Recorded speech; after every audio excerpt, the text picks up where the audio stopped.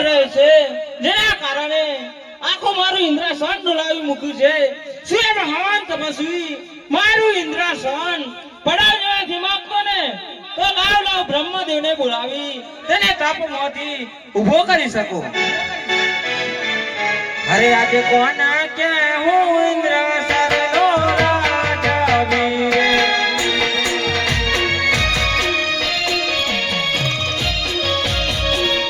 હે વીરા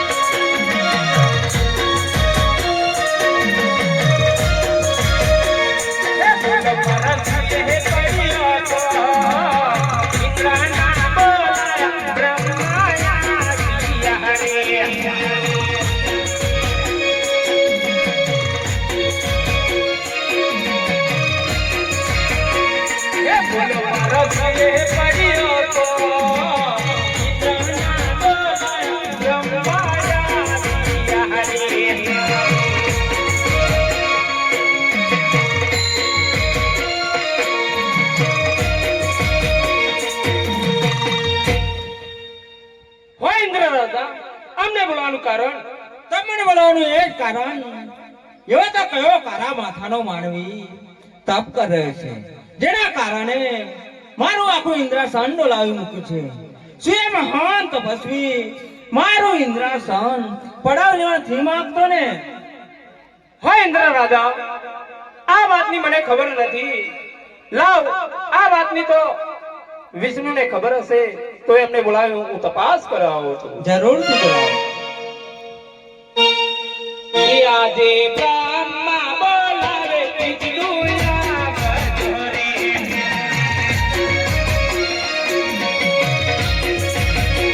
હે આવજો ઇન્દ્રને દરબારી, આવજો ઇન્દ્રને દરબાર.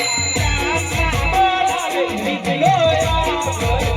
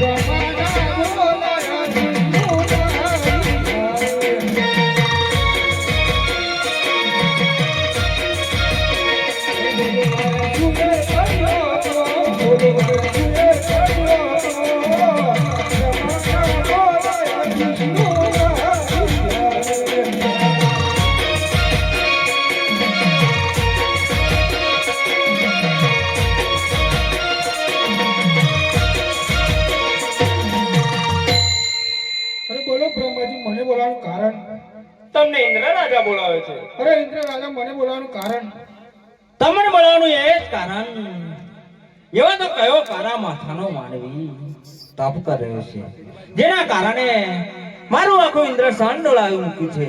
શું એ મહાન તપસ્વી મારું ઇન્દ્રસન પડાવી લેવા નથી માંગતો ને? ઓ ઇન્દ્રદેવ, આ વાતની તો મને પણ જાણ નથી, તો અમારા મોટા ભાઈ શંકરને બોલાવો. જરૂરથી બોલાવો. અરે આજે વિષ્ણુ બોલાવે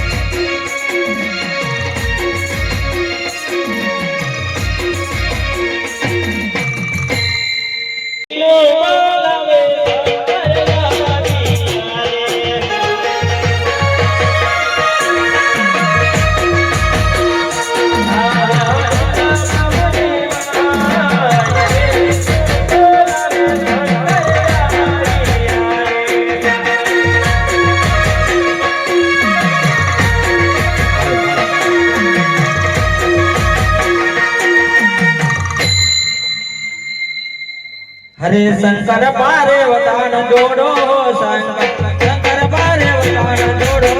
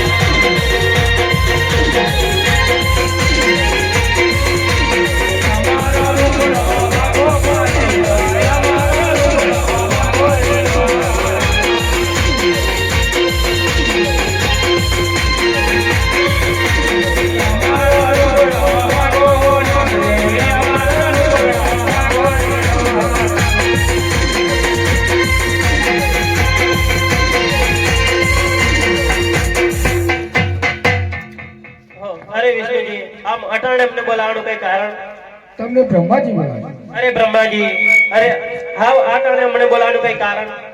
તમને ઇન્દ્ર રાજા બોલાવે છે. અરે દેવરાજ ઇન્દ્ર, એવી તો શું ઉપાધિ આવી પડી કે તમારે મને અત્યારે યાદ કરવો પડે? તમને બોલાવવાનું એ જ કારણ એવો તો કયો કારા માથાનો માનવી તપ કરી રહ્યો છે જેના કારણે મારું આખું ઇન્દ્રસન ડોલાવી મૂક્યું છે. શું એ મહાન તપસ્વી મારું ઇન્દ્રસન પડાવી લેવાથી માંગતો ને? અરે દેવરાજ ઇન્દ્ર, તમે આટલા વ્યાકુળ એમ જ ના થાવ. એ બીજું કોઈ નહીં, મારો પરમ શિષ્ય છે. તમે હાલ જાઓ, હું તને સંભાળી લઈશ. બહુ સારું.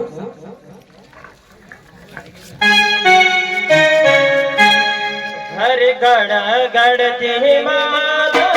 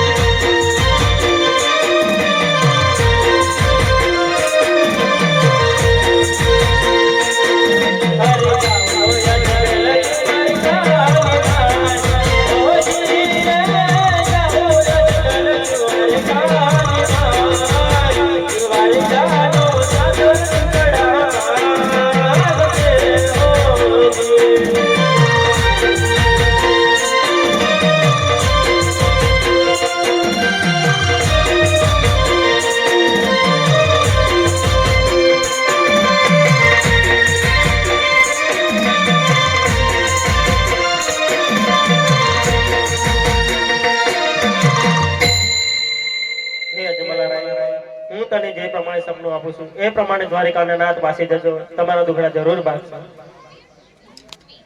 હે મારા ભોળિયાનાથ, આજ તમે પણ મારી રેતની જેમ આજ મારું મુખ જોવા નથી માંગતા, એટલે સપને આવી દર્શન દીધા છે. આજ સપને આવી જે વાતો કીધી છે એ વાતો સત્ય છે ખોટી એ આ પૂજારી બાપાને પૂછ્યું.